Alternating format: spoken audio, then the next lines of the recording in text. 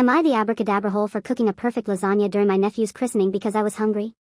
So I, 27M, was at my sister's baby's christening, and to be honest, it was dragging on forever, like 15 whole minutes of sitting on some long bench with no snacks or refreshments, and I have low tolerance for boredom. I had also skipped breakfast, because I stayed up all night playing League of Legends, and I figured there would be food at the reception, but this was taking way too long.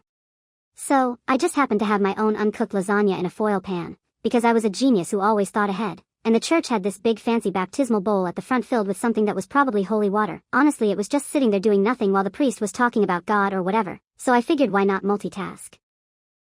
I silently crept up to the front while the preach guy was talking, only turning 1 or 2 or 25 heads in the process, and very respectfully placed the pan of lasagna in the bowl, as well as a tungsten ball preheated to 500 degrees Fahrenheit. I even covered it with some paper I got from this book under my bench called the Bible, so no germs would get in and the baby was safe. Plus holy lasagna would be extra blessed and delicious.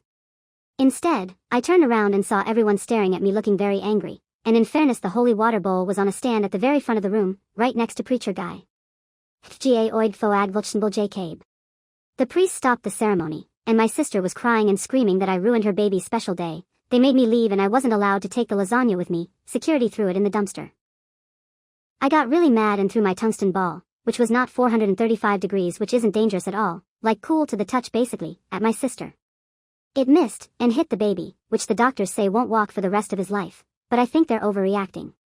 I feel like this is all a massive overreaction, because nobody got hurt and technically the baby hadn't even touched the water yet, so it's not like it boiled alive or anything. I just made some great lasagna that got destroyed. So Reddit, am I the abracadabra for trying to nourish myself and create a holy meal while everyone else was wasting time?